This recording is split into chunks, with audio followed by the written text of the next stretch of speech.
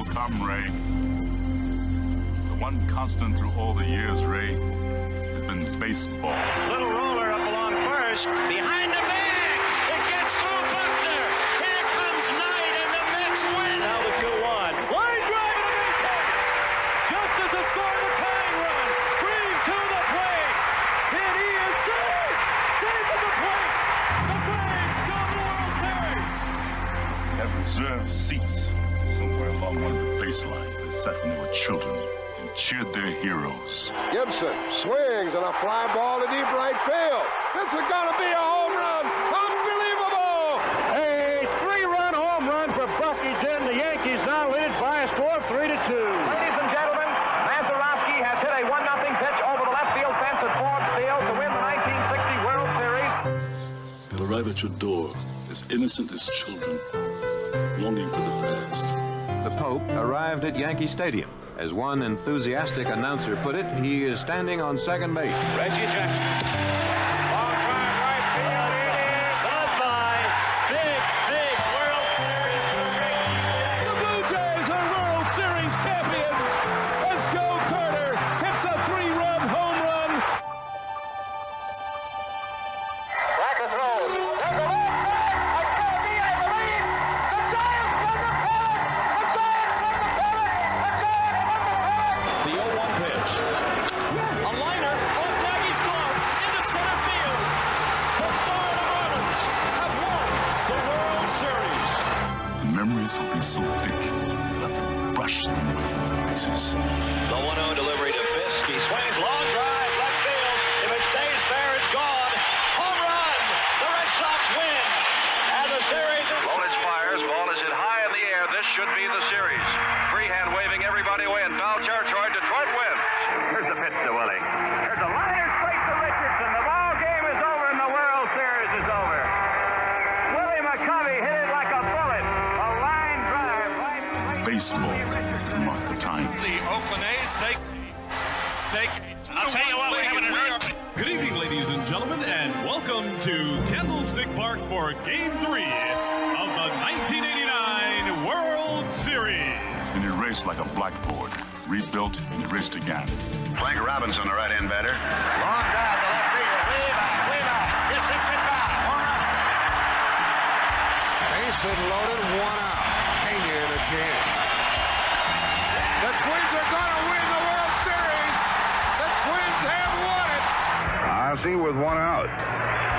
Smith corks one into right down the line. It may go. Go crazy, folks. Go crazy. It's a home run. And the Willie Mays just brought this crowd to its feet with a catch, which must have been an optical illusion to a lot of people. This field, this game, is a part of our past, Ray. It reminds us of all that once was good, and it could be again.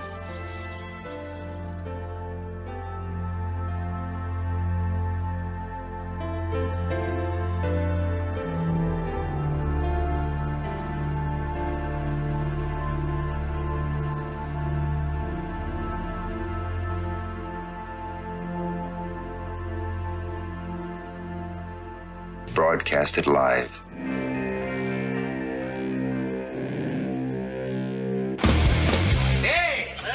Who wants to have some fun? There are balls coming from all over the place. Left field, center field, right field. See, this is the kind of thing, quite honestly, right now, that makes you want to see the Chicago Cubs team lose. Now, are you just saying you want to have fun, or do you really want to have fun? It'll be fun. Will the next person that sees anybody throw anything onto this field, point them out, or get them out of here? You don't live in Cleveland. You live in Cincinnati. You talking to me? You talking to me? That is the farthest thing in the universe from the truth. Hello, everyone, live. It's the Dan Scott Show. And right there is your host, Dan Scott.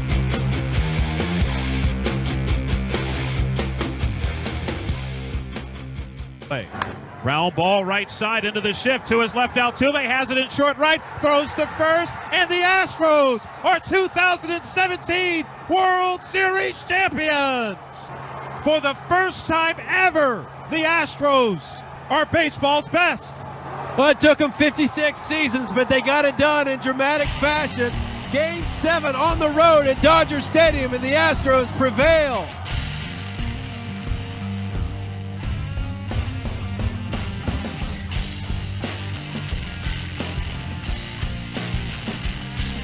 And good morning, everybody. Welcome to the Thursday edition of the program. I'm Dan Scott. That is Forrest Stulting. We witnessed history last night, or at least if you stayed up until 11:59 a.m. Eastern time, or p.m. Eastern time. There you go. You saw history for the first time since Judge Roy Hoffines brought the Houston Colt 45s into existence 56 years ago. The Astros, as they became known when the Astrodome opened a few years later, are your World Series champions, first time in franchise history, and a just incredibly entertaining 7-game World Series. I'm Dan Scott. That is Forrest Stulting. How are you, sir? Oh, doing well, Dan. Just some great symbolism last night that the Astros won at 11:59.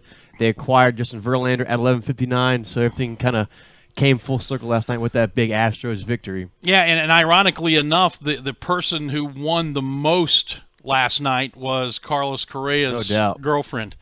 You know, and Carlos Correa, I guess, too. Well, no, I think she won more than he did because she has a World Series champ and a ring. All right. You know, he's got a ring, she's got a ring, and she's got a World Series champ. And, yeah, it was a big night for her last night. If you stayed up and watched all the on-field celebration, Carlos Correa proposing to his girlfriend during his interview with Ken Rosenthal on the postgame show. It was an incredible sight. Yeah. Fantastic World Series, as we've been talking about all through all 7 games. Just so many different aspects of the game that make baseball the best sport in the world. Just like we've been talking about all week long. We've seen great pitching. We've seen great hitting. We've seen good defense. We've seen teams struggle sometimes with the fundamentals of the game. We've seen a little bit of controversy here and there. We've really run the gamut of what makes baseball great inside this 7 games. And as Forrest said, when he walked in the door first thing this morning. Yeah. 105 days till pitchers and catchers report for spring training. So we'll be counting the hours down soon enough. Already counting. Yeah. Already counting. That's not all we're going to talk about today. In fact, whatever Forrest's 3 things are, I know baseball obviously is going to be included in there, but we're going to be jammed with interviews over a good portion of the program. George Quarles will be with us here in the 1025 segment here in studio. Of course, after all the crazy success that he had as a high school football head coach in Tennessee, and remember, from 1999 on, this guy had more state championships than he had losses. Just an incredible feat, Dan. Through last season. And, of course, this year, returning to his alma mater to join Clay Hendricks' staff here. We're going to bring him up and talk to him, catch up with George a little bit.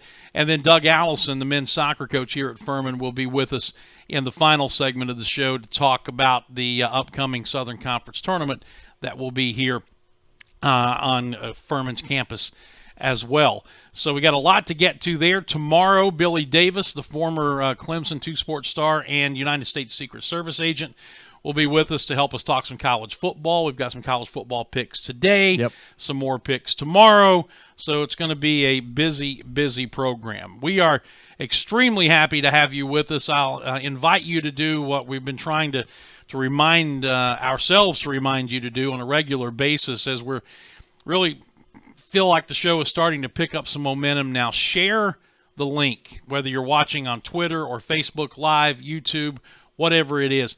Share it, retweet it, help us grow this audience. And, we talk a lot of Furman stuff here.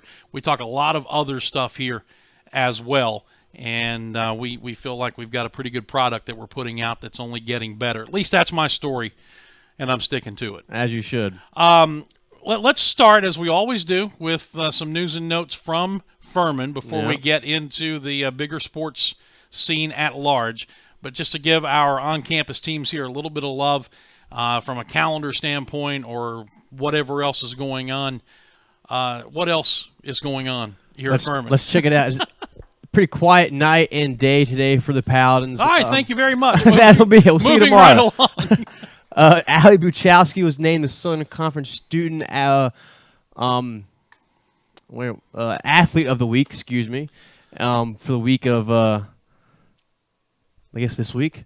So, and then all that momentum from that good start that we had, and we were climbing and climbing and climbing, and then.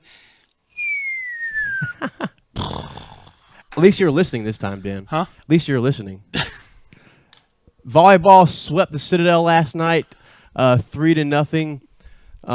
Let's see here. Nicole Mack had 13 kills.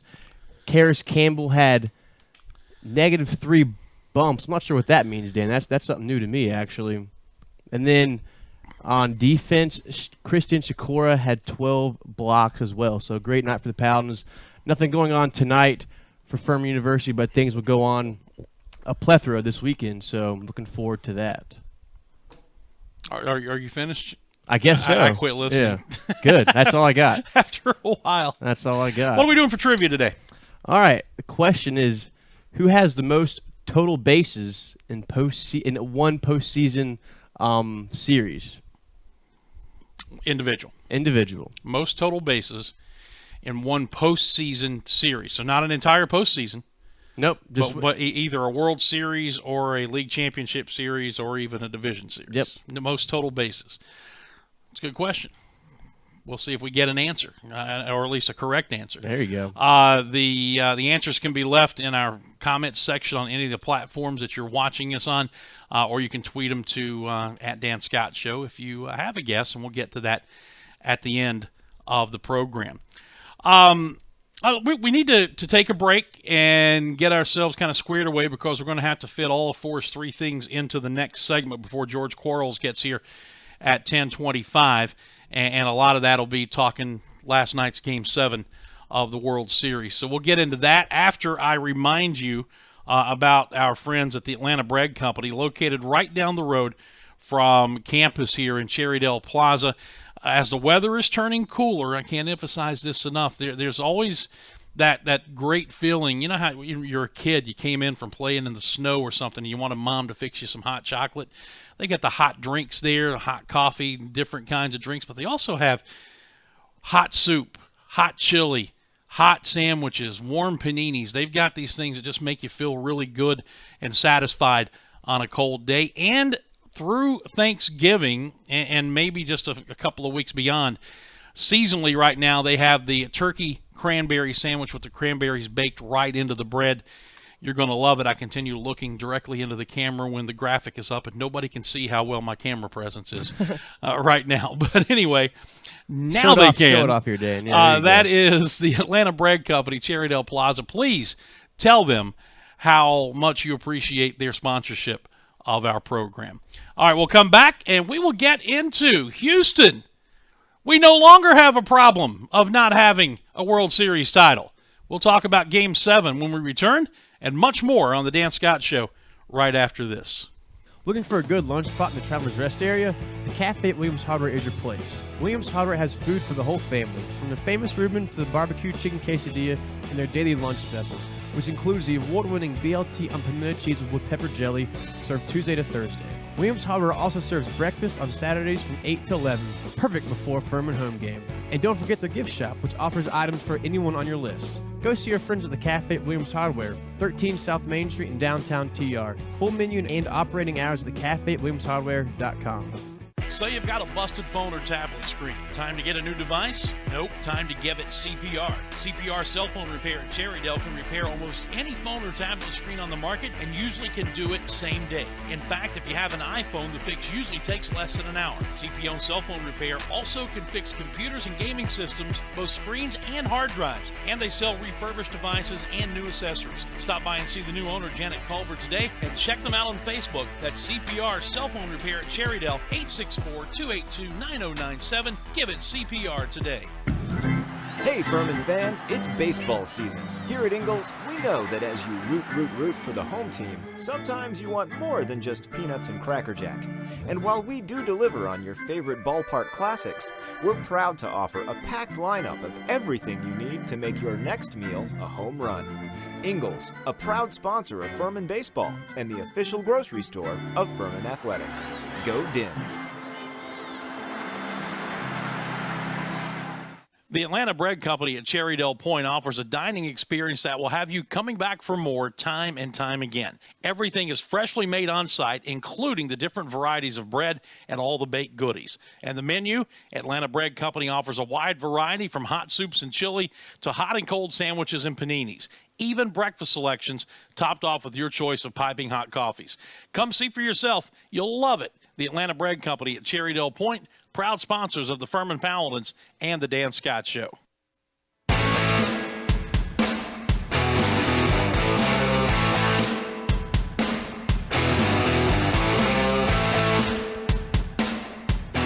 right, let's hop right into it here because a lot of ground to cover in about the next 10 or 12 minutes or so as we welcome you back to the Dan Scott Show. George Quarles at 10:25, Doug Allison at 10:45.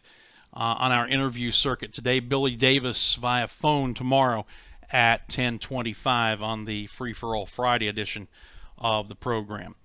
I'm going to assume, and you know what they say about assuming, but I think I'm safe in this situation, that thing one is going to have something to do with baseball. Absolutely, Dan. You have whenever you have a World Series champion, that is your lead story, no matter what sports outlet you're at, I believe, but that's just being biased on my part. The Astros win the first World Series in franchise history with a 5-1 victory last night over the Dodgers.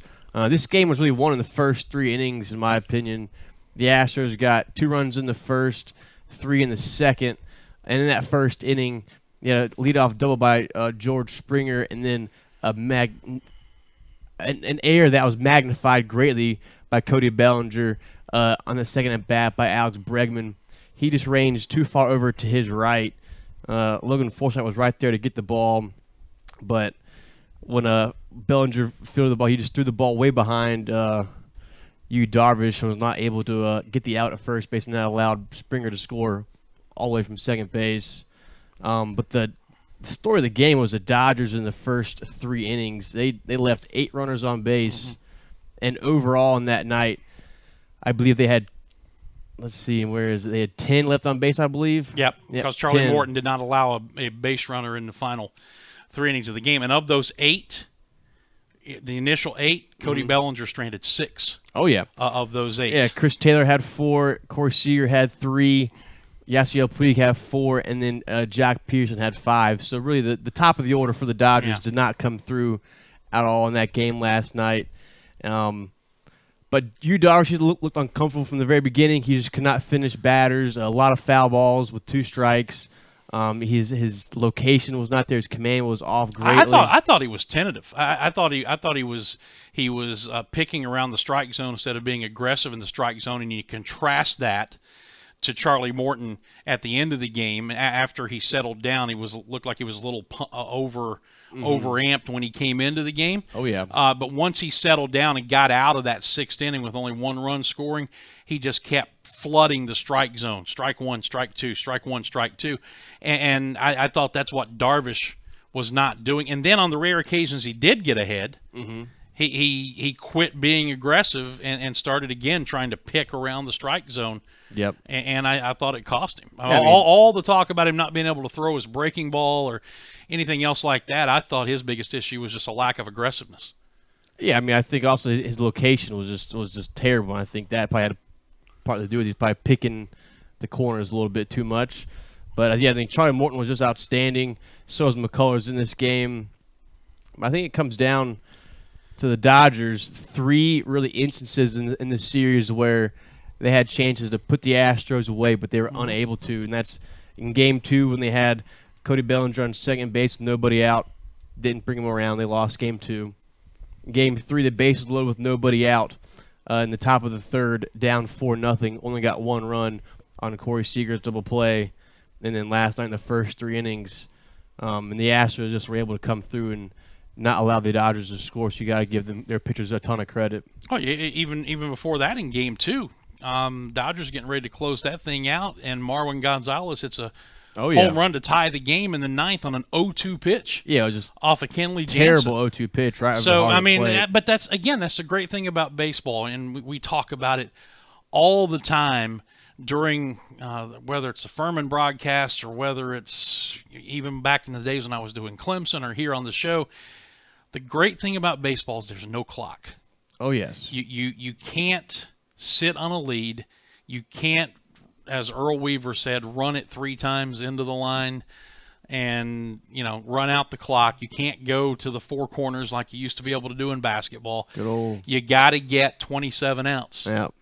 And until that 27th out is acquired, there's absolutely zero guarantee. And we saw that play out in this series.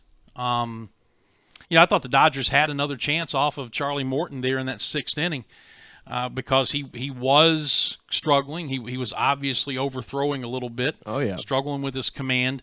But once again, he was able to wiggle off the hook with only the 1 run scoring, and then after that settled down, and he was just phenomenal. Oh, absolutely about that. And I think another key you got to point out, too, is for the Astros is George Springer, the MVP of the series, and Alex Bregman. In the ALCS against the Yankees, their offense was pretty dormant, I would say, for the most part in that series. And that's because in that series, Alex Bregman, 4 hits, 3 RBIs, batted .167. George Springer, 3 hits, no RBIs, batted .115. In the World Series, George Springer, 11 hits, 5 home runs, 7 RBIs, .379 average. Alex Bregman, 7 hits, 1 double, 2 home runs, 5 RBIs, batted .233. And so whenever you have your 2 guys in front of MVP Jose Altuve and George Springer, that just makes that lineup that much harder to deal with, because it's when you're throwing to Jose Altuve and Carlos Correa with multiple outs or nobody on base, that makes it a lot easier to deal with those two. I mean, those 2 hitters. It's baseball 101. You get guys on base for your heavy hitters, and especially if they're guys with speed, those guys are going to see more fastballs. And Altuve is going to see more fastballs because he's got Correa hitting behind him, and it comes back to lineup construction and everything else. And I thought it was a very telling comment last night, because there's been a lot of talk about analytics in this series, and just a couple of things jumped out at me. One of the things they kept talking about was how Houston was able to do to the Dodgers bullpen what really nobody else had been able to do consistently all year long in this series, and how that really threw LA's pitching out of whack to a certain degree. And obviously that was the case, but I also think back to Game 2, some of that was self-inflicted because Rich Hill was pulled after 4 innings, and that caused a chain of events then that saw them end up using, 9 pitchers? Yeah, oh yeah, everybody. And so it was some of what the Dodgers did to themselves was self-inflicted. On the other hand, you have A.J. Hinch, who, as they pointed out on the broadcast late in the game last night, can talk analytics with the best of you, but also is not afraid to still go with what he sees and to go with his gut. And that's why he rode Charlie Morton for 4 innings last night, instead of getting to the 8th and saying, okay, you got us through 2, let's bring Dallas Keuchel back, or let's do this. Even had Justin Verlander soft tossing just to maybe see how his arm felt, but decided to go with Charlie Morton. And it just, again, to me, points out there's a place in the game for everything. Oh, yeah. But ultimately, analytics cannot tell you how a player feels, cannot tell you what you're seeing play out on the field, can't predict or deal with the ebb and flow, the emotions of a game as they go up and down. There are certain things, and in a short series, those things get exposed more so than the course of a long regular season. Oh, yeah. I mean, you've listened to Billy Beane. He says that this sabermetric stuff does not work in October. And I have a quote here from A.J. Hinch that says, if you subscribe too much to either, you're probably going to miss a lot of content that can help you win. And so that just says right there that you can't just be all in on analytics. You have to be some of an actual baseball guy to be able to have success in the postseason. Analytics is great. I like it, but it cannot be the sole factor to why you're making decisions one way or the other. No, it can't. And I think we saw that, among other things, play out in this World Series, that the human factor is the one thing the analytics will never be able to determine. Yep. And humans are still going to be the ones making decisions. Yes. And A.J. Hinch made more right decisions, I thought, where his pitching was concerned than Dave Roberts did. Yeah, he allowed 2 pitchers to go 3+ innings at the end of the game to win the game instead of going his bullpen and having the chance to have 1 out of 4 or 5 guys mess up instead of just ride one guy who he knew he was having a good night. And so that's what you do in baseball. You ride who's got has the hot hand. Yep, absolutely. Just some notes on George Springer. He becomes the first player to hit home runs in 4 straight games in World Series. He hit 5 home runs in that series that tied a World Series record with, do you know who? What was the question again? He hit 5 home runs, and that tied a World Series record with who? With the most home runs in a World Series? Reggie Jackson. And? Yeah, there was one more attached to that. Reggie did it in 77, and I'm drawing a blank. I'll give you on a the hint. other one. He was on one of the postseason rosters last night. Oh, Chase Utley. Yep. Yeah, Chase Utley in 2009. 2009, yep. Yeah, I saw George Springer. He won the MVP, which he definitely should have because he was just a monster in this game. In Game 1, he had over 4 strikeouts, so he really was able to turn things around rather quickly. I think that home run to right center field in Game 2 really turned him around. He was swinging out of his shoes during the ALCS in Game 1, but he finally pulled out, as Alex Rodriguez said, his 7-iron and put away his driver and just put things to bed. Hit it where it's pitched. Yeah, you got that right. Hit it where it's pitched. All right, we need to move on because it's 10:23 and George will be up here shortly. All right. At least we can do the football picks. There you go. Game number 1. Number 5, Oklahoma versus number 11, Oklahoma State. Bedlam. Let Bedlam ensue. This game has big implications on the Big 12 and college football playoff. Offensive plenty in this game. Oklahoma averages 586 yards per game. Oak State averaged 569 yards per game. It's going to be a battle of the quarterbacks, 2 Heisman candidates, Baker Mayfield, Mason Rudolph. But I like Oklahoma State's defense a lot better. They've been tested late in games against Texas and West Virginia, and the Cowboys will paddle the Sooners in the 112th meeting of Bedlam. Stillwater? Stillwater. Yep. All right, I'll take State. Game number 2. 13th Virginia Tech goes to Coral Gables to face the Miami Hurricanes. And Miami comes crashing down to earth this week. I think you're right about that, Dan. This will be a game that'll more likely decide the ACC Coastal. This has been a big rivalry since 1995 when VT beat Miami for the first time in a long time. However, this game won't be that close. The Canes have a tough time scoring the football, and Beamer Ball wins big. Even though he's not there anymore. Exactly. It's still alive. Bud Foster's still there, though. That's how much of a shadow Frank Beamer casts over the program. It's still Beamer Ball, and he's not even there anymore. I'll take Virginia Tech. Dave Glenn talked about this yesterday with us. I think Miami, their bubble bursts this week. Oh, I think you're right about that. All right. Game number 3. Number 4, Clemson against number 20, NC State. This game will also decide the other half of the ACC, the Atlantic. And barring another miracle, Clemson cannot lose the rest of the way if they want to get in the college football playoff, like last year when they lost 4 teams in the top 10, I believe, lost. Not unfamiliar territory to them. Absolutely. But Naheem Hines didn't play much against Notre Dame last week, and he's questionable this week. But that won't matter as Clemson wins a thriller in Raleigh. I'll take Clemson by probably 2 touchdowns. All right. So all I have to do is just keep picking the same games as you, and there's no way you can catch me. I'm not worried about that personally, but if you are, that's fine with me. Yeah, said like someone who's behind. There you go. All right, let's go ahead and take a break. We'll come back, and when we do return, George Quarles will be sitting in between us, and We'll talk some Furman football when we continue here on this Thursday edition of the Dan Scott Show. Back in just a moment. Stuck in a state of falling behind? Struggling to keep up with your kids, finances, insurance? Then let State Farm agent Steve Borkland in Traveler's Rest help you simplify and get to a better state. Because with Steve handling your auto, home, and life insurance, you'll have more time for everything else. More money, too, because adding State Farm policies could mean earning discounts worth up to 40%. That's money Steve can help you put towards a college savings plan. Call State Farm agent Steve Borkland today and get to a better state with State Farm.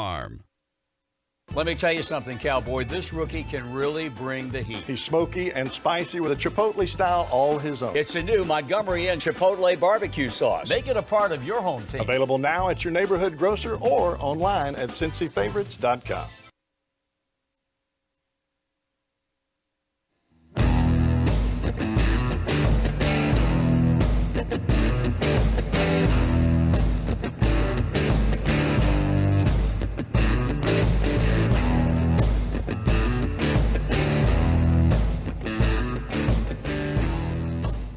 All right, welcome back to the show. We continue here on this Thursday edition. Dan Scott, Forrest Stulting, and right here stuck in the middle is George Quarles, who is, like the rest of this staff, I'd say, quote-unquote, enjoying an off week. There's never truly an off week, even in the off season in college football. But after 9 weeks of consecutive play, the coaches, much like the players, I'm sure, needed a little bit of a break. How you doing? I'm doing great, and you're exactly right. 9 weeks straight, a little bit of a grind. It's kind of nice to enjoy a Sunday more than anything, where we didn't have to come in. We went to church, came back home, watched some football, just played with the kids. So it's been a little bit of a breather, even though we're still practicing, still working, still watching film, all those things. I love getting into the mind of coaches on these things. When you watch football, like you sat there Sunday and I guess watch the NFL, can you watch it as a fan, or do you watch it analytically as a football coach? I kind of watch it as, hey, maybe we can get some ideas here, that kind of stuff. I try not to get too invested, I just watch it because I'm so, I guess, appreciative of how good those guys are and just how strong, fast, big all those NFL guys are, and the quarterbacks, how well they throw it and make decisions so quickly. I watch it that way. Yeah. This has been such a phenomenal turnaround for this football team, and I know even at 0-3, there was still a quiet confidence there. And finally at Colgate, everything broke our way, and since then it's been, 6 consecutive wins that has thrust this team into the top 25. From your standpoint, what has this staff been able to do to take a team that was 3-8 a year ago, by and large the same cast of characters, a lot of young guys now, especially on the defensive end, but of the guys who return, how have you been able to, more than anything, George, change the mindset, the mental attitude of this team? I think it starts with Coach Hendricks. Clay's done a great job of holding to the plan, and we wanted to run the football. We wanted to be able to stop the run. And I think for the most part we've done that. And, I think figuring out the pieces, I think Keelan Dirks has been a huge, addition to our offense. He didn't play early in the season much. And, of course, Antonio Wilcox has been huge. But the two fullbacks have been, I think, key to the offense's, resurgence, I guess. And, defensively, I think, Coach Staggs, those guys have, played a bunch of young guys. You look out there on defense, there's 5 or 6 true freshmen out there at the same time at times, which is kind of scary. But, I think they've done a great job. But more than anything, I think our kids have just started to see some success and just their turnaround in practice, just how they've learned how to practice harder from when they did at the start of the year. And now you can just tell it has changed the culture a little bit, their belief, their investment. Not that they haven't been invested before, but you can just tell a difference from the start of the year to now, just how they kind of expect to win. It matters more to them maybe now than it did at the start of the year, those older guys. Cleats told us on his show on Sunday, about 2 weeks into practice, he said George Quarles walked over to me and initiated the conversation about, hey, what about the idea of moving Andy Shumpert from wide receiver to tight end? It's a conversation that obviously came to fruition, and Andy has become just an incredible weapon for us. He gives you credit for initiating that. Just talk about what you saw in him and why you thought that move would be so good for this offense, which obviously it has been. Well, the X position, we were loaded there. We had Logan McCarter, you had Shump, and then you had a freshman who could come in and play, Cam Burnett. And we didn't have as much experience at tight end, and I went about it, hey, we got 3 guys there. We don't have 3 guys, or really we just don't have that at tight end. Mm-hmm. That was a spot that you just felt like we were maybe a little overloaded, and we were leaving some guys on the bench that could help us somewhere else. And Shump was a guy we had talked about during the offseason. Hey, maybe we can put him in at tight end and run him on some stuff. And the stuff we're doing at tight end, it's not true tight end stuff. We're not asking them to go block a 7 technique all the time. They have to get in there and get dirty some, but a lot of it's perimeter blocking, arc blocking, stuff that Andy can do for sure. And then you throw in the fact that he runs well, catches it well. It just changed it. It changed everything, on our offense in the passing game. And now you got a threat there that can go down the field. And, and Jake Walker, our freshman guy who's done great, and he's going to be a great player too. But Shump's a senior. He's seen it. He knows the speed of the game.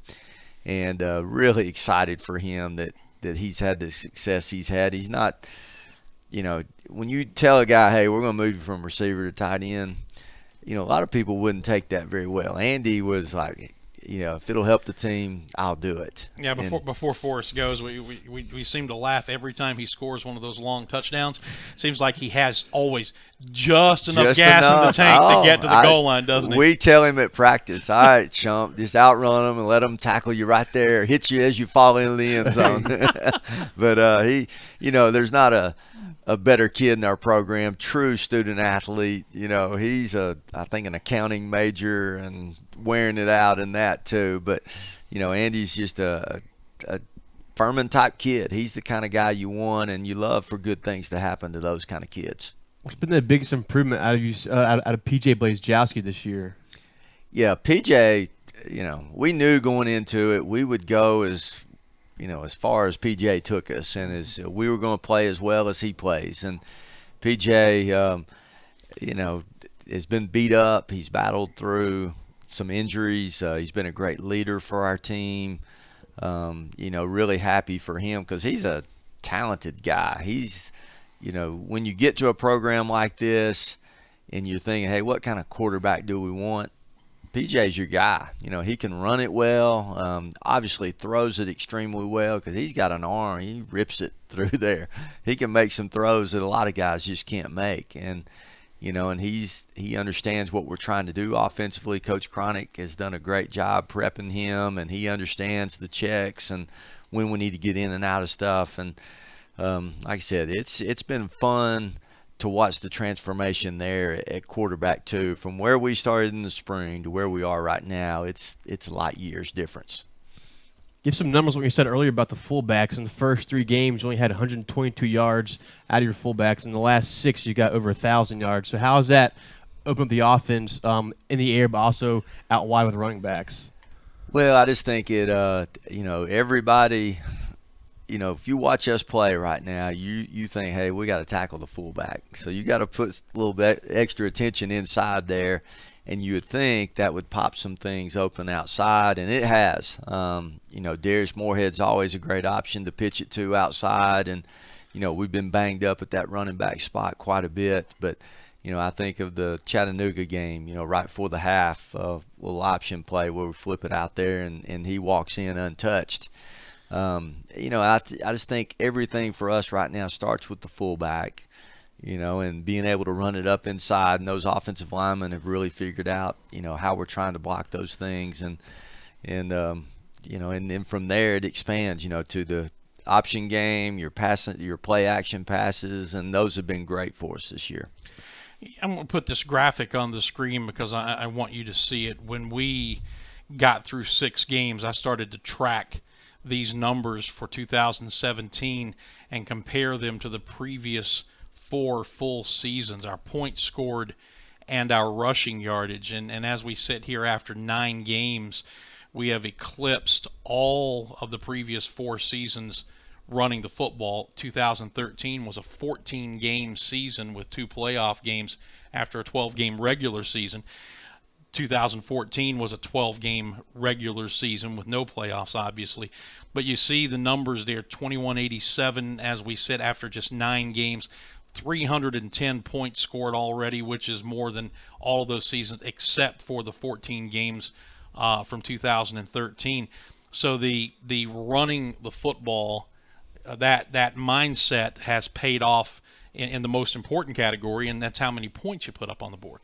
And the W's. Yes. Yeah, well, which leads to yes, the most absolutely. important category. And I just think, and we don't want to be, that just pound up in there and that's all we do, but we do want to have that element. I'm just telling you, there's a toughness about it that, you can break a team's will. You just keep pounding those guys up in there. And after a while, they say, we've had enough, or they pile everybody up in there and then you throw one over the top. It sounds simple, and it really is. But I just think that commitment to running the football, just helps you out in so many other ways. And, and those numbers, they don't lie.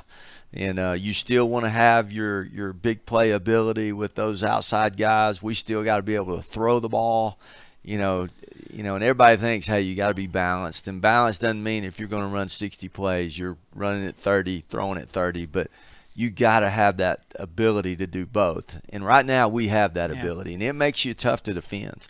But it's nice to know, and boy, how far this program has come based off of those especially the previous 3 seasons.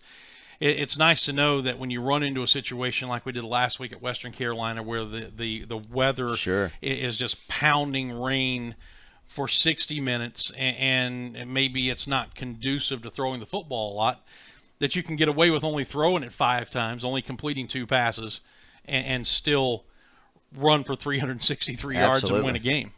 And one of the reasons I wanted to come here and be with Clay's, I wanted to learn a little bit more about the running game and, and how just dedicated, that Coach Hendricks is. And, and Saturday night was a great example, just like you said. I'm thinking about the stuff we did at Maryville. It wouldn't have been a very fun night at all, trying to just, do what we did up there. And we ran the ball, but not like we do here, where you don't have to worry about catching a gun snap all the time. You want to be able to do that stuff. But just being able to run it from under center and having that ability to do it, and at the same time getting in the gun, because a lot of our big plays have come, off of, fullback runs, but they're in tailback positions. Yeah. We've had to put the fullback in a tailback spot just because we've been kind of thin at the tailback. This is George Quarles, member of the offensive staff for Clay Hendricks here at Furman. The Paladins riding a 6-game winning streak off this week, and then the Citadel coming up a week from Saturday. This obviously has been a huge transition year for you on the sidelines all those years, calling the shots, and now coming in as an assistant coach and not even in a coordinator position. And I was just thinking to myself as we talk about that transition, when was the last time you can recall prior to this season working a game as a coach from the booth, or have you ever worked one from the booth? When I was at Eastside High School back in I think 92, 93, 94, I was in the booth up there. But there I was calling the plays. Yeah. So it's been a while, and Coach Cronick's great. I mean, when I have suggestions or ideas, he does them. It's not just, hey, this is my show, right. That kind of stuff. But it is different, just a different responsibility. But you still feel that same ownership. You still feel just as nervous on game day, that kind of stuff. But it is a different view up top, and you don't feel like you have as much control. I mean, you're kind of going crazy up here because you see some things that you'd like to correct, but you're so far away that you can't correct it. Which is why Drew wanted to be down there. Yeah, and he needs to be. Because he's got you up here. Sure. It's a luxury a lot of staffs don't have. Right. So it's been great. And like I said, it's a true team effort. I think we work well together, all of us, and everybody's input's valued. And when we put a game plan together, it's not just Clay, or it's not just me, it's not just Drew. It's everybody. Right. You face a lot of different defenses in the SoCon, and I think it goes to show that how impressive not only coaches are at preparing the players, but the players executing a different game plan each and every week against these different defenses that you face on a week in and week out basis. Yeah, and and the defenses, for the most part in the Southern Conference, everybody's a 50. It's we're going to play one next week that's kind of 4-3-ish, but we've laughed. Clay, I've heard him say, it's maybe a rule that you have to play a 50 to play in the Southern Conference. But everybody's a little bit different. I think our defense going against them in the preseason, in the spring, prepares you for so many different things, because we get in the 50, we'll get in an even front. They give us so many different looks, and it's almost like if our defense doesn't do it, nobody's going to do it. And so that's been a great prep for us. But our guys have really taken to coaching well, obviously, and to be a Furman student, you got to be pretty bright. Oh, yeah. And I think to play for us, you got to be pretty bright. You got to be able to think a little bit and make some decisions and make some changes during the game, and our guys have done a great job of that. A couple of things before we let you go, and Doug Allison will be joining us next. By the way, he's stalking the hallways out there as we speak. I asked Clay this. I've talked to Drew about it from your standpoint. One of the things I think that people don't take into account when there's a new staff, and literally everybody except for I think Dwayne and Brian are new on this staff, it takes a while for the staff to develop cohesion as well as the team on the field to develop cohesion. So for so many guys with so many different ideas and so many things that go on during the course of a game, how much better are you and the rest of the staff at not only communicating but thinking along the same lines after 9 games as opposed to after the first game? No question. That's a great comment, great question. I just think for me, knowing what we want to do now, I understand it a whole lot better after 9 games than I did at Wofford. And you look back at that Wofford game, the things you'd like to do a little bit different. You'd like another shot at them. Absolutely. And you'd like to just a chance to be in the playoffs for sure. But I just think all of us kind of understand, hey, these are the things we want to try to do to attack defenses. If they're giving us this look, we can, go at it this route. And I just think we're all much better at it now than we were, that first week. Because, you have a lot of spring practice time. You have all that preseason time. But you never really know till you're going to get in games. And you look at us now as opposed to that first game, we're, I think, a much different team. And like I said, we're attacking things differently. We were doing, maybe a little bit more sideways stuff early on. Now we're a little bit more straight ahead, it appears to me. And, and that's, I think any team, that I've ever coached, you can have them all back. But from one year to the next, everything changes, it seems like. Teams play you differently. And I'm sure teams see us a little bit different now than they did week 1. On our Facebook Live feed, Drew asked this question quickly. What do you miss most about the high school game? What do you like most about the college game? There's not a ton of difference. There really isn't. I've loved every second of this. I love my tight ends. I love our room. I'm telling you, we got they're same kind of kids, same kind of guys. That's a great question, but there's not much that I miss about high school that I don't get here. I've enjoyed not being the guy, not being the head coach. I've enjoyed watching Clay have to do all the interviews. How could you call that play? Yeah. Why are you running a 5-yard route on 3rd and 6? My Coach? wife still asks me that. Why did y'all do this? That kind of stuff. Drew had his wife asked him, says, "Why don't y'all throw it to number 85 more?" He's always open. So that's the kind of stuff that we all get. But it's been a great transition for me. That's fantastic. We've enjoyed watching this team mature, watching it grow. It's been a fun ride, and for Furman to be relevant late in the season. I mean, this is where Furman football is supposed to be. It's where we want to be. It's where it was when you were here sure. As a player. It's where Furman fans feel like they should be. So I think on behalf of everybody in purple, don't screw it up these last 2 weeks. I'm with you, man. Hey, I feel good about this week for sure. You like that? We're going to get a shutout this week because we're open. after just missing it last week, I know. We're definitely getting it this week. That's right. Last thing, how much are you guys talking in the locker room about the playoffs? Nobody's really mentioned it in the locker room. As coaching staff, of course, everybody wants to be there, but really, you're so busy, you're so focused on, right now it's beat Citadel, doing those things, and that's the way you want it to be. And Clay's done a great job. Hey, there's things out there for us if we'll take care of business and do what we're supposed to do. Coach speak 101. That's it. And Clay's no dummy. Like I said, he's not been a head coach very long, but he's been around a bunch of good ones, I think. He knows how it works. Yeah, I like to joke about head coaches. It's not taking him very long to learn how to talk and not say anything. Absolutely. And, I kid him on the practice field. We have to move around a lot. I said, because you don't want to kill that one part of grass. And I said, that's the first part of being a good head coach is you got to move around, save the field a little bit. Don't tear up the turf. George, thank you, man. Hey, thank you, Dan. That is George Quarles off of the Furman offensive staff here. When we come back, it'll be Doug Allison on the hot seat as we talk about the Southern Conference men's soccer tournament about ready to get underway here in Greenville with the coach. Do that on the other side when the Dan Scott Show continues in just a moment. Looking for a good lunch spot in the Travelers Rest area? The Cafe at Williams Hardware is your place. Williams Hardware has food for the whole family, from the famous Reuben to the barbecue chicken quesadilla and their daily lunch specials, which includes the award-winning BLT on pimento cheese with pepper jelly, served Tuesday to Thursday. Williams Hardware also serves breakfast on Saturdays from 8 to 11, perfect before Furman home game. And don't forget the gift shop, which offers items for anyone on your list.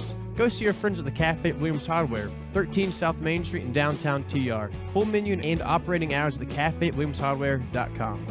Say you've got a busted phone or tablet screen. Time to get a new device? Nope. Time to give it CPR. CPR Cell Phone Repair at Cherrydale can repair almost any phone or tablet screen on the market and usually can do it same day. In fact, if you have an iPhone, the fix usually takes less than an hour. CPO Cell Phone Repair also can fix computers and gaming systems, both screens and hard drives. And they sell refurbished devices and new accessories. Stop by and see the new owner, Janet Culver, today and check them out on Facebook. That's CPR Cell Phone Repair at Cherrydale, 864-282-9097. Give it CPR today.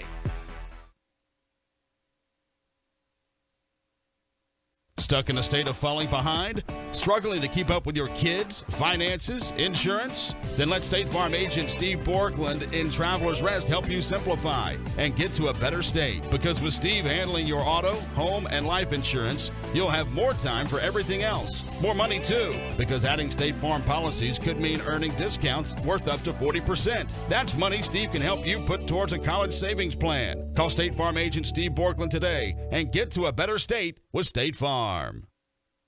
Let me tell you something, Cowboy. This rookie can really bring the heat. He's smoky and spicy with a Chipotle style all his own. It's a new Montgomery Inn Chipotle barbecue sauce. Make it a part of your home team. Available now at your neighborhood grocer or online at CincyFavorites.com.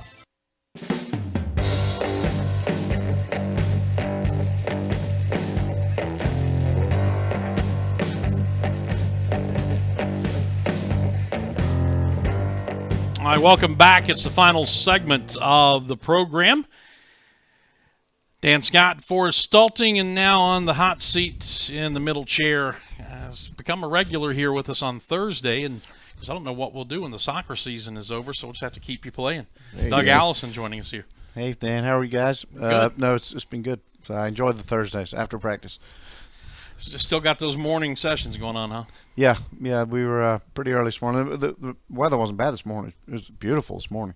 So as you look out in this view, but it was a little chilly last week, but it wasn't too bad this morning. The sun came out, and I'm like, guys, take your sweats off. This is nice. It doesn't get much better than this. This view and this, training on this morning and on a campus like this is gorgeous.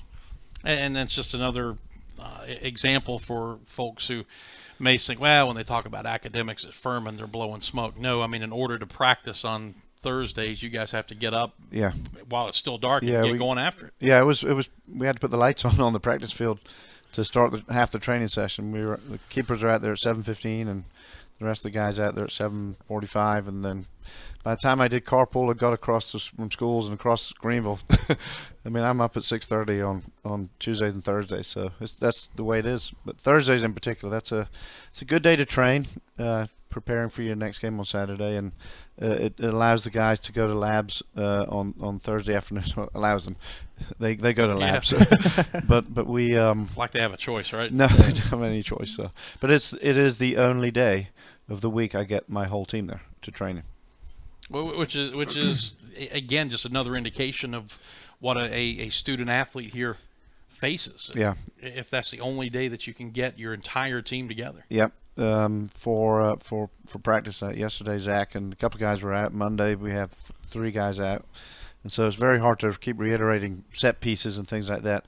Friday afternoon, by the time they get out, we don't do too much, but we'll get the majority of our guys, and that's usually a film day before the next day. So Thursday morning is an important practice day. Had a big 2-1 victory over UNC Greensboro last Saturday on senior night, and both goals coming in pretty dramatic fashion in the late stages of the game. You had the Guerra goal that deflected off a UNCG defender, and then the 3-on-1 break in the last goal in overtime. Talk about those 2 goals and that game overall. Yeah, I thought it was a pretty even game. Our games against Greensboro always are good games to be in and coach, and getting those 2 wins last week was very important for our seeding and the confidence of the guys. I mean, if we'd have done the same thing in the first half of the conference season as we did in the second half, we'd have won the whole thing pretty easily. But but the good thing is we're peaking hopefully at the right time. Greensboro's a tough team. They went a goal up, and then we made a couple of changes at halftime, and I thought we dominated the second half. They may have been sitting back for us just to soak up some pressure because they had the lead, but we scored a goal. Rocky got his first goal, and took a deflection, but that's soccer. It happens, and it's been happening against us, and those those have been going off the post and coming back out. And then the last goal, I think they were going for it and were pressing pretty high, so Emery May made a nice turn off of their set piece, beat his man, and then we've been actually working on transition and making sure that we go the different passes and the way to counterattack effectively, and they did that really well. Emery drew his man, slipped the ball to Josiah, and what a finish from him. Oh, top shelf. Yeah. Can't get much better than that. That was great. I was like, please put this on frame. At least get it on frame and make him make a save, but he didn't just do that. It was unstoppable. It was a great goal, and the celebration was fantastic afterwards too. It's great. It's a great feeling for the guys. They worked very hard for that win. It had to be, I would imagine, even more satisfying if you take into account the previous game with Greensboro. You lose 2-0 up there. You have to play most of that game a man down, so you get them back on even footing here at home, and you're able to get the win. Yeah, and we actually played quite well at Greensboro as well. I mean, with a man down, I thought we played well. They scored their second goal late, so it was they're always tough, and they have a bigger field up there, really, really big field, and they were able to spread us out pretty well. They played a pretty good game, and the games are always pretty tough against them. So playing with anyone, it was the same. Wofford, we played with 11 men, and Greensboro, so we finally got 11 men against both those guys and beaten them both. So guys, here's your clue. Yeah. You've mentioned that a couple of times, Greensboro and somebody else, about having a quote-unquote bigger field. Are the field sizes not regulated? There's minimum and maximum width and length. You can play within a certain range, and Greensboro's, I'm sure, is maximum. Ours is almost maximum, but it seems a little closer and tighter, particularly with the atmosphere and that. But theirs is pretty open and very wide, and really nice surface. It's a great soccer field to play on. It's just it is big. It's really big. ETSU's is excellent too. It's very big as well. So whereas Mercer's is a little smaller, narrower, and so it's a very tight game, very physical game at their place. You play VMI this Saturday at 5 o'clock in the first round of the tournament. Talk about that game and the 2 games you played with them earlier this year. Yeah, I was telling our guys this morning, I don't care who it is, it's playoff time, and I call them 90-minute seasons. So if you lose, you're done, and people are packing up, and careers are over. So it's either you or them, and soccer is such a weird game. I mean, you could dominate a game and lose. It is one of the only games. Dan, can you tell me another one? That you can dominate a game and lose. Yeah, come on. That's a good trivia question for you guys. What other sport? I think baseball you could dominate the game and lose if you had a dominant pitcher on the mound. If you mound. had a dominant pitcher, yeah, but typically a dominant pitcher, you'll win the game, yeah. Maybe lose at 1-0 on an unearned run or something like that. An unearned run? What does that mean? It means when somebody commits an error that leads to a run, scores. Okay. I'm going to have to look that up. I'm definitely going to look that. I know what a stealing base is because Clint Hill did it in the conference tournament years ago. And he was good at that. Yeah, he was quick, wasn't he? But you're going obviously for another sport that you could dominate and lose. Yeah, I'm just curious because most sports, if you've got that good a team, you should win that game. In basketball, you'll win that game. Football, it seems like you would win that game. Ours is tough because a referee call or something or going a man down, which no one else seems to do in another sport. I mean, you can always replace a man.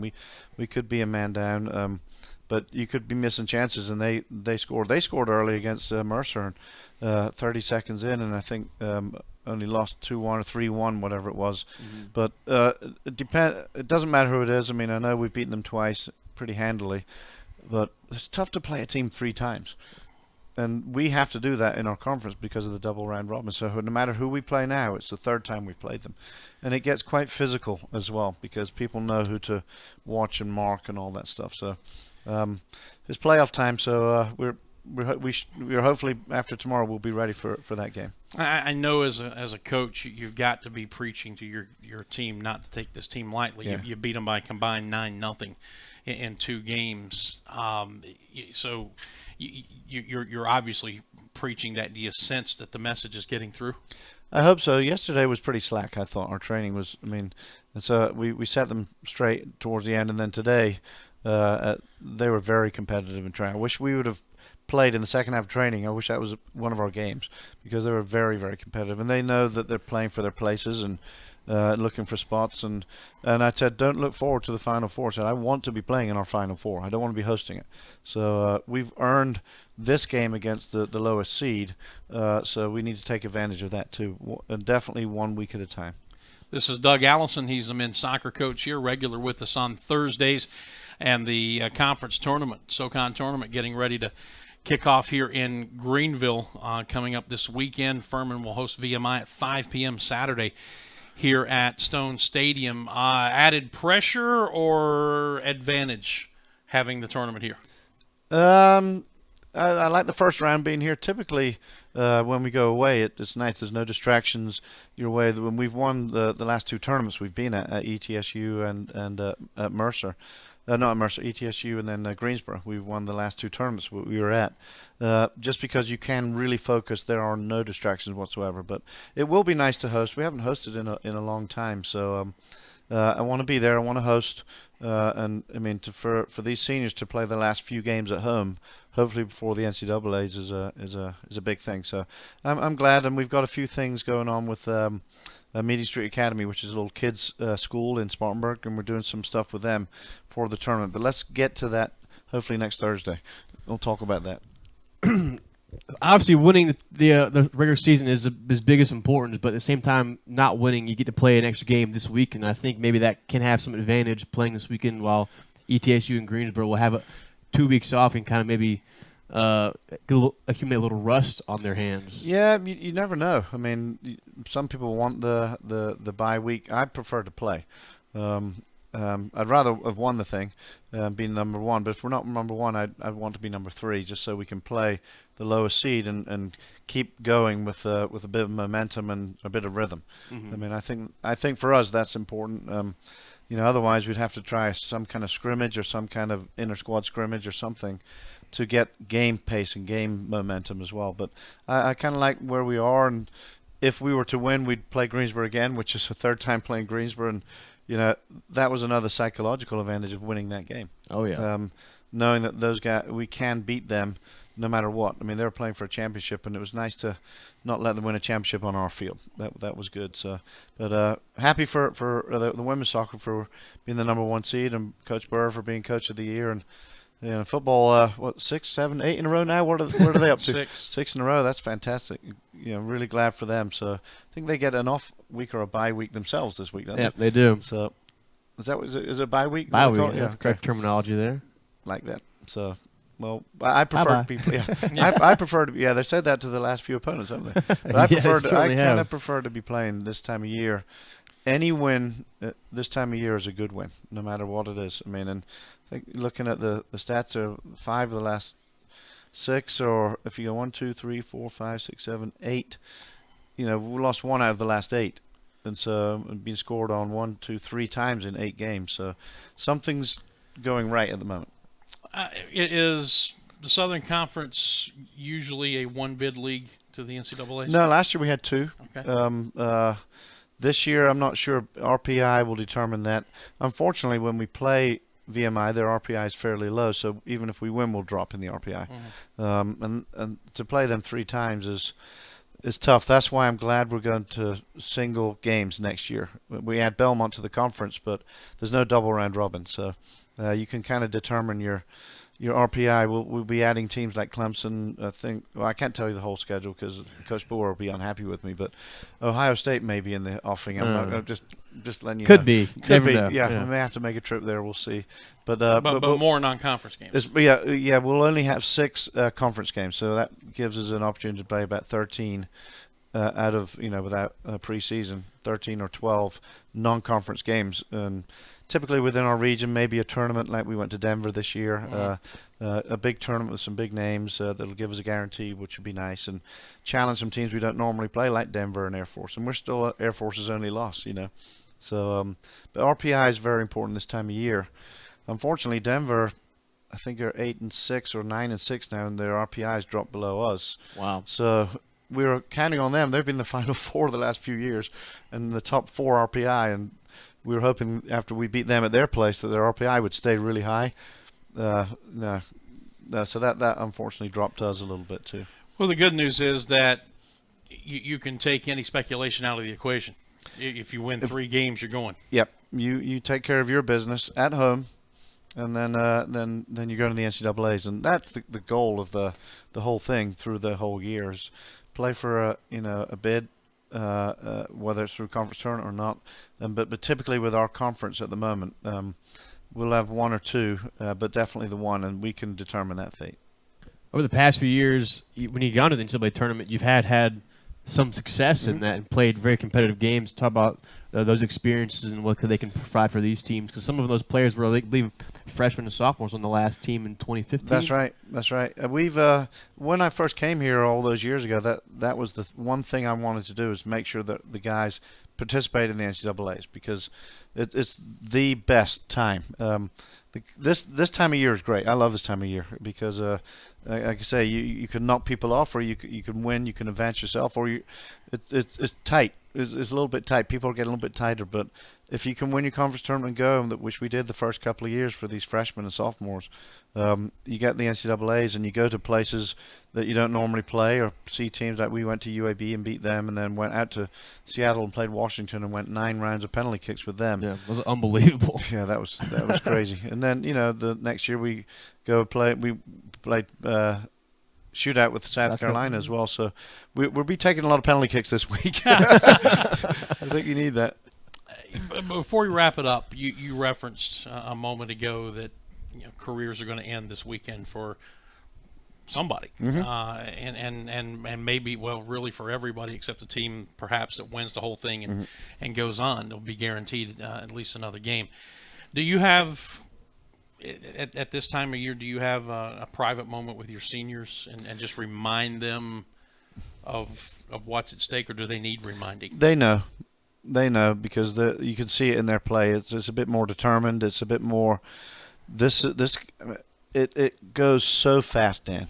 I mean, their careers go so fast. You tell them as freshmen, these 4 years. It sounds 4 years. Well, it's typically 3.5 before the end of the fall, and all of a sudden, become sophomores. Now the juniors are like, Coach, you just recruited me. Now these seniors, and they're getting. Most of our guys graduate at Christmas. To hopefully either play further professionally if they can, or have an advantage to go on with their Furman degree. And I mean, I've only got a few more weeks with some of these guys. And then I told them this morning, said, at some point you'll be doing carpool. You'll be trying to go across Greenville to get somewhere. Not just going out from your dorm room to the field. It's reality's going to hit you pretty soon. So, and then they're looking in their eyes like, oh, wait a minute, regular season's done. It's playoff time. It's almost Thanksgiving. Which means we're almost done. Right. And their Furman careers are almost done. And it's sad because it happens every year to me. Yeah. And Andrews was with us yesterday and talking about his women's team and talking about the freshmen. Effectively now a quarter of their careers, 25% of their careers are gone. Yeah. Just like that. Yep. And it happens so fast. And it's weird because I seem to think that my career at South Carolina just seemed to go forever. And I remember everything. So did your coach, probably. Yeah. He wasn't too happy with me sometimes. He was when I scored a couple of goals, Dan. Leave me alone. Leading scorer here in South Carolina history. I admit I wasn't easiest to coach and probably the worst.